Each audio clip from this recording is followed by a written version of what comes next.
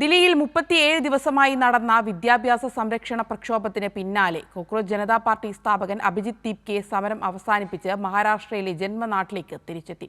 വിദ്യാർത്ഥികൾക്കെതിരായ കേസുകൾ പിൻവലിച്ചില്ലെങ്കിൽ കൂടുതൽ ശക്തമായ പ്രക്ഷോഭം സംഘടിപ്പിക്കുമെന്ന് സിജെപി നേതാവ് മുന്നറിയിപ്പ് നൽകി. ഡൽഹിയിലെ ജന്തർ മന്ദിറിൽ നടന്ന സമരത്തിനൊടുവിൽ വീട്ടിലേക്ക് മടങ്ങിയ അഭിജിത്ത് ദീപ്കെ നീണ്ട പോരാട്ടത്തിന് ശേഷം സ്വന്തം ജീവിതത്തിലേക്ക് മടങ്ങാനായതിൽ സന്തോഷം പങ്കിട്ടു. 37 दिन से जंतर मंतर पर बैठा था, काफी खुशी मिल रही है घर आकर, इतने लंबे समय के बाद और इतने लंबे संघर्ष के बाद घर आया हूँ. आज घर पर आराम से सो पाऊंगा, अपनी माँ के हाथ का बना हुआ खाना खा पाऊंगा फाइनली. सो उसकी बहुत खुशी है. പരീക്ഷാ ചോദ്യപേപ്പർ ചോർച്ച തടയുന്നതിനുള്ള നിയമ ഭേദഗതികൾ മാത്രം പോരെന്നും സംവിധാനത്തെ മാറ്റാൻ ആത്മാർത്ഥമായ രാഷ്ട്രീയ ഇച്ഛാശക്തിയും കാര്യക്ഷമമായ നടപ്പാക്കലുമാണ് ആവശ്യമെന്നും ദീപ്കെ പറഞ്ഞു. फास्ट ट्रैक कोर्ट का वादा किया था नरेंद्र मोदी ने 3 दिन पहले, और उस पर लोग काफी खुश हो गए थे कि अब पेपर लीक पर फास्ट ट्रैक कोर्ट बैठ गए. क्या हुआ पहली हियरिंग में? पहली हियरिंग ही पोस्टपोन हो गई क्योंकि सीबीआई का काउंसिल आया नहीं.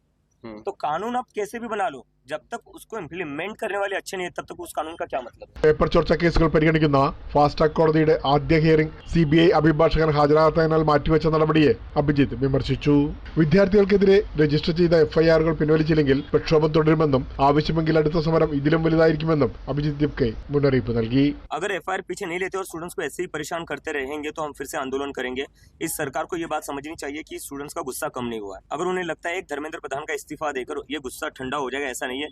गुस्सा बहुत ज्यादा है लोगों में और जरूरत पड़ी तो ये आंदोलन फिर होगा और जो पिछला हुआ उससे भी बड़ा आंदोलन होगा. അഭിജിത്തിന്റെ മാതാപിതാക്കൾ മകൻ മടങ്ങിയതിലുള്ള സന്തോഷവും അഭിമാനവും പങ്കുവച്ചു. ഡൽഹിയിൽ 37 ദിവസമായി നടന്ന വിദ്യാഭ്യാസ സംരക്ഷണ പ്രക്ഷോഭത്തിനൊടുവിലാണ് ജന്മനാടായ സംഭാജി നഗറിൽ അഭിജിത്ത് ദീപ്കെ തിരിച്ചെത്തുന്നത്. പിംലാൽ, കൈലി ന്യൂസ്, മുംബൈ.